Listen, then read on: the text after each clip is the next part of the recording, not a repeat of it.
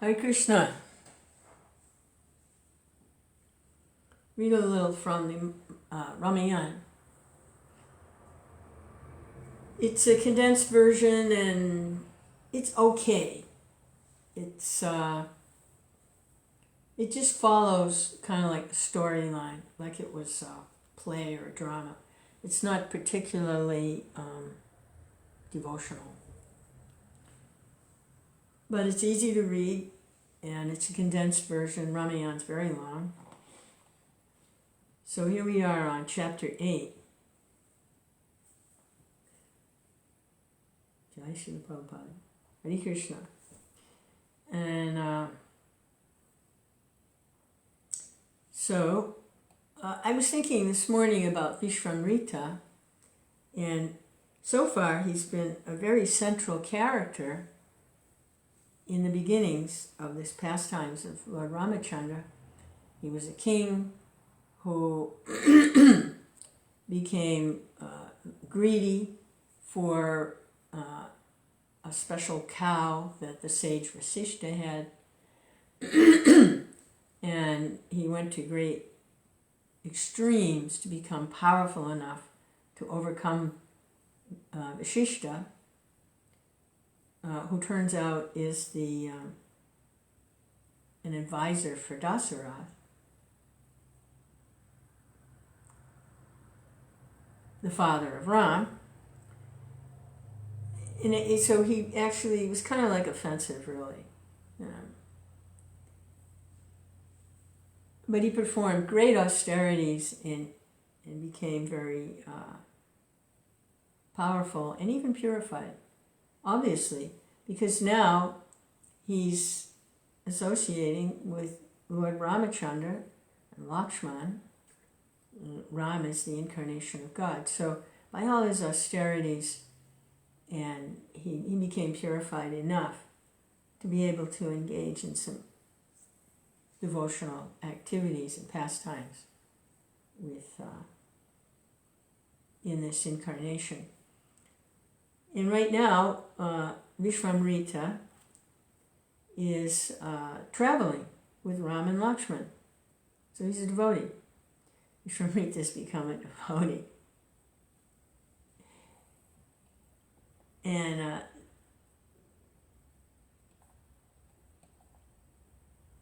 he was just recounting to Lord Ramachandra and the sages that were all traveling together with many sages also. They're all traveling together on the way to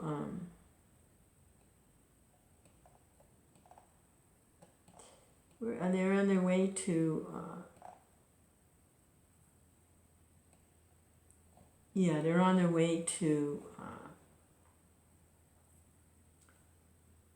visit King Janaka, the father of Sita. So Vishvamrita is very much instrumental in bringing Sita and Ram together. So they're visiting different holy places and the different pastimes that took place there. They're discussing them as they camp there each night as they're traveling. So we just heard about the descent of the Ganges and the pastimes of a previous king of Ayodhya. We're hearing about Ram's ancestors.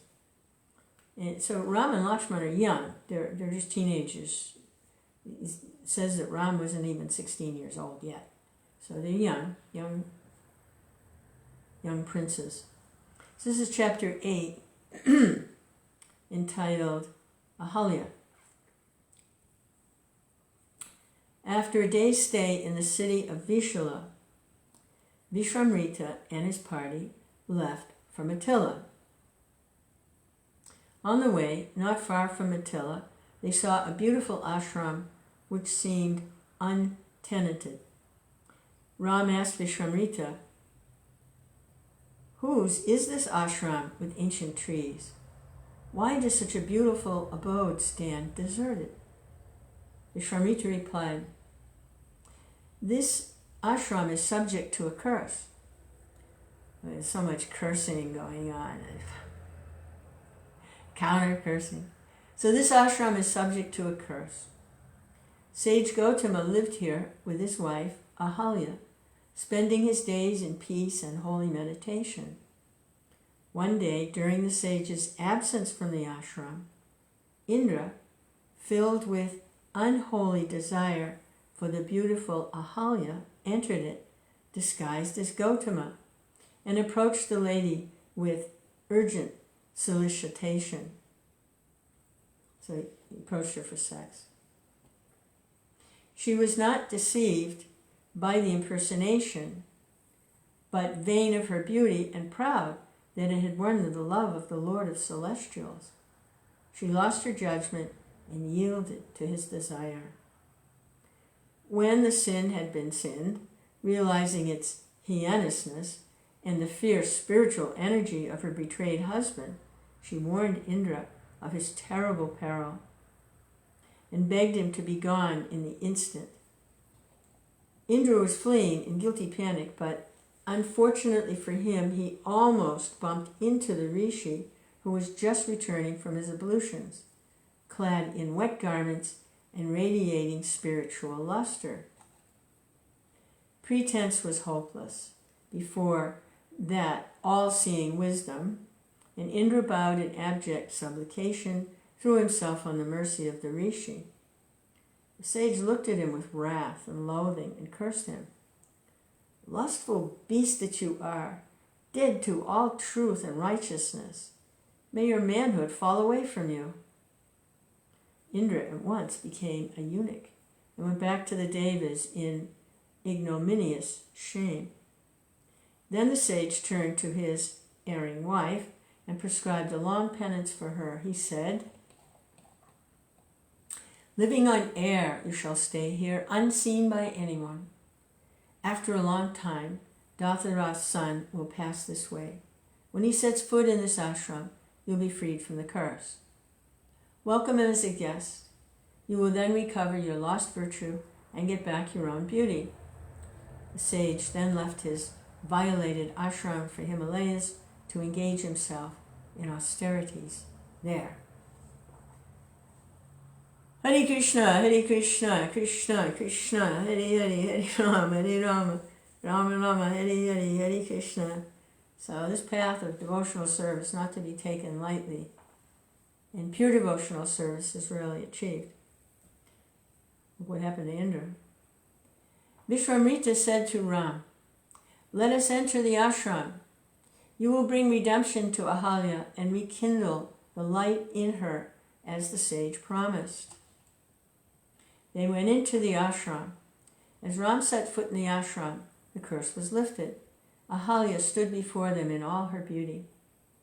Having lain concealed behind leaves and creepers and kept her vow for many years, she now shone, says the poet, in Ram's presence, like the moon emerging from the clouds, like a flame issuing from smoke, and like the sun's reflection in rippling water. So Krishna or Rama, they have this effect of releasing these different souls when they end up getting cursed, like King Riga in the well, and the crocodile attacking Gajendra. So here we see it happening with this, the wife of, which sage was it? Hare Krishna, Gautama.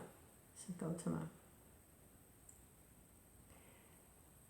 Rama and Lakshman touched the feet of the sage's wife, made pure by penance. She welcomed the divine princes with all the customary rites of hospitality. A shower of flowers descended from the heavens as Ahalya, cleansed of sin, shone like a goddess. Simultaneously, the sage Gautama returned to the ashram, received his repentant and purified wife back to his affection. That is Ahalya's story as told by Valmiki. There are in other Puranas and popular stories slightly varying versions, but the differences need not trouble us. That's from the translator here. Now, a word to those of our times. He's going to try to preach. Well, let's see what he has to say. Now, a word to those of our times who read Ramayana and Bharata and other Puranas. In these works there are frequent references to Devas and Rakshasas. The latter were wicked, had no regard for Dharma, and reveled in evil deeds. Asuras were also like Rakshasas. But even among Rakshasas there were a few wise and virtuous people. There spring up bad men even in the best of races, and vice versa. On the whole, Asuras and Rakshasas were those who rejoiced in doing wicked deeds. It is a pity that some people in their ignorance identify the Asuras and Rakshasas with ancient Indian tribes and races, a view not supported by any literary work or tradition or recorded history. Okay. Hare Krishna.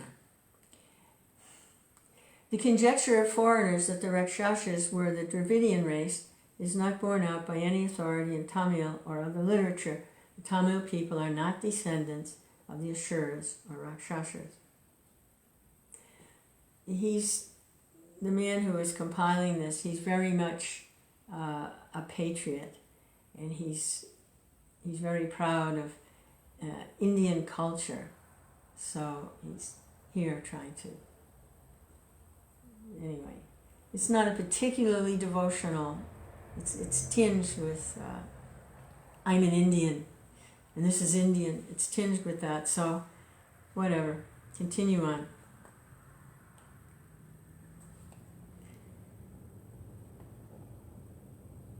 Okay, here he goes again. The Devas were generally good. Those among them who swerved from the path of righteousness paid a price for it. There was no separate code of conduct for the Devas. The law of karma admits of no distinction between Devas and others. The law dealt with the Devas as with others. Wedded to virtue as the Devas generally were, lapses in their part appear big to us, like stains on white cloth. The Rakshasas' evil deeds are taken for granted and do not attract much attention, like stains on black cloth. The honest, when they happen to go astray, should evoke our sympathy.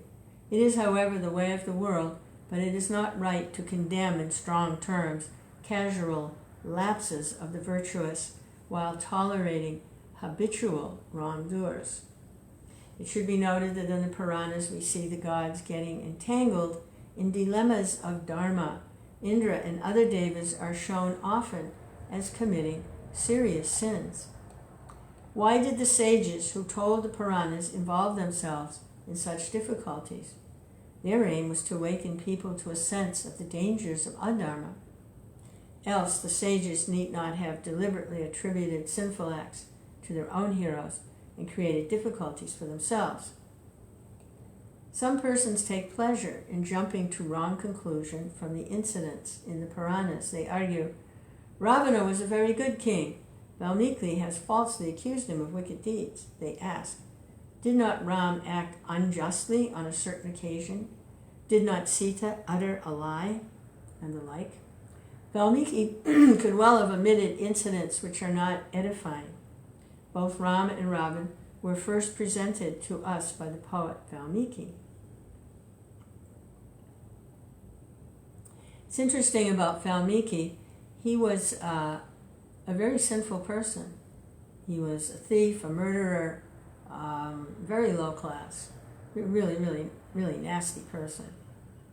And I forget how it happened, but it was obviously a saintly person. He was touched by a saintly person, and he changed. He had an awakening, and he had no more taste for sinful activities. He became very soft-hearted and attracted to going back home and serving God. And but he couldn't chant. He was the mantras. He was given mantras, but he couldn't chant them. He was still a little, some residue there of from his sinful life. So he was given the mantra Mara, Now, that he could chant, because Mara indicates death. So he was given that, and he was chanting Mara, Mara, Mara, Mara, Mara, Rama, Rama, Rama, Rama, Rama, Rama, Rama. And when we keep chanting that, it runs together.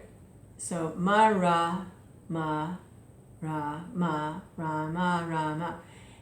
Rama is in there. And he was enlightened with and gifted by Rama to be able to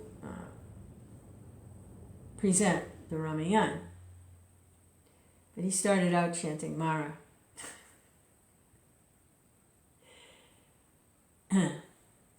There was no earlier work referring to Ravana that can be quoted to contradict Valmiki and stamp him as being partial to Ram, Sita, and the Devas, and twisting facts to deceive people. Valmiki's Ramayana is the fountain source of the story of Ram. In it, one comes across seemingly wrong deeds. We see that in the Mahabharata also. The devotees a lot of times were doing things that were not acceptable. Killing Duryodhana. Bhima was advised to strike him below the belt, which is not, broke his thighs, which is not Kshatriya code. But it was the only way to defeat Duryodhana. Krishna said, do it. So he smashed his thighs, and he died. Also, Yudhisthira was known for not telling a lie. He was advised, if you're going to defeat Dronacharya, you're going to have to tell him his son is dead, even though his son isn't, and break his spirit. So they did it in a tricky way. There was an elephant, they killed the elephant, and the elephant's name was Ashvatthama, the same as Dronacharya's son's name, Ashvatthama. So then Yudhisthira said, Ashvatthama, the elephant, is dead. And Dronacharya heard Ashvatthama is dead. He didn't hear the elephant part. His spirit was broken, and he was killed. He didn't have spunk to fight back. So a lot of that went on in Mahabharata also, a lot of things. So here we find it, here in Ramayana also. And we find it today also, even amongst those that are striving on the spiritual path. That's why in Bhagavad Gita, Krishna advises Arjuna, api chet siddharacharo, bhajate mam ananya bhak, something. That even if someone who's on the spiritual path commits most abominable activity, does something really horrible, they should still be seen as a saintly person. Because the point that's being made here, the translator's trying to make, is that the demons, they rejoice. They look for ways to do horrible things. That's their taste. And that's just their nature. They want to hurt and destroy and exploit. That's their taste. But the saintly persons or demigods or those on the spiritual path, that's not their goal, but sometimes they slip. So there's a difference. That's like chanting the holy name, committing offenses on the strength of chanting is an offense. Committing sinful activity on the strength of chanting Hare Krishna is an offense to the holy name. But sometimes there might be some slip. It's different than that's your main program, is do this thing, whatever it is, and then chant. And just, you got like a business going. You got a program going there. That's your program now. But sometimes the devotee might slip. So this is different. So that's what he's discussing here, same kind of thing. So another paragraph to end this chapter. Calm consideration of such situations would show they're just portrayals of similar difficulties in our day-to-day life. It is for us to benefit from the moral trials contained in them. The lesson of the Ahalya episode is that however deadly one's sin, one may hope to be freed from its consequences by penitence, and punishment. Okay, yeah, but Prabhupada doesn't recommend that. That's like confession, you do some nonsense and then you go to confession, and then you do some more nonsense and then you go to confession. It doesn't really fix the problem. Devotional service changes everything, because then there's no more taste for whatever sinful activity it is. So, but here, this isn't particularly devotional translation. So he's saying by penitence and punishment. No. But he's got the idea. Instead of condemning others for their sins, we should look within our own hearts and try to purify them of every evil thought. The best of us have need for eternal vigilance if we would escape sin. This is the moral of Ahalya's error. Yes, so she did her penance, but it wasn't the penitence and the punishment alone that relieved her of the sin. See, this is what he doesn't see. It was that qualified her, and her husband Gautama also gave her, he cursed her, but it was a curse benediction, that she does her penance and austerities, but it's when she has the mercy of Ram. That's when it's lifted.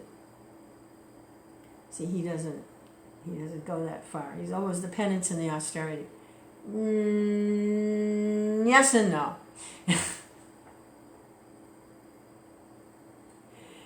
Not exactly.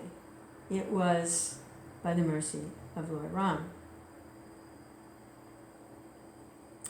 Just like Nalakuvara and Manigriva, they were cursed to stand his lustful activity on their part also. And then sons of the demigod Kuvera, treasurer of the demigods, and they're bathing in a lake naked, drunk, with some women, and who passed by? Was it Narada? Yeah, I think it was Narada passed by. And they were so drunk and so much absorbed in this sense gratification, it didn't even acknowledge Narada. It was like, oh yeah, hey, it didn't even, they were in a drunken stupor. So the women, they became embarrassed, immediately covered themselves and offered obeisances. But the Nalakuvara and Manigriva, they were too far gone. They were like, I don't care. So Narada, he gave them a curse and a benediction. That they would stand as twin, there's some kind of tree called an Arjuna tree, twin Arjuna trees in the courtyard of Nanda Maharaj until Krishna frees them from that form, and then they can return back to their position as the sons of the demigod Kuvera. So they were cursed like that. So you could say, well, that was a penance and austerity, to have to stand like that as a tree for hundreds of years. They did their penance and austerity. Well, yeah, but they were freed by Krishna, the touch of Krishna. So similarly, Ahalya, she was cursed to just live on air until the time Lord Ramachandra would come personally and free her. So he's writing this, but he doesn't get that. He's, it's the penance and the austerity. To him, it's a mechanical thing. You do penance and austerity, that's mechanical. Put 50 cents in the gumball machine and get gumballs out. It's not exactly like that. Krishna. So maybe it's okay to read this, even though it's not a devotional presentation. It gives me a chance to say something devotional that he's not saying. See, Prabhupada said he didn't like this particular translation. He didn't like it. Someone asked if they could read it. Prabhupada said he didn't particularly like it. And I see why. This is not devotional. But Hare Krishna. Praying to Prabhupada while reading it so that we can try to catch up what the author's not presenting is kind of interesting. Hare Krishna. Hare Krishna, Hare Krishna, Krishna Krishna, Hare Hare.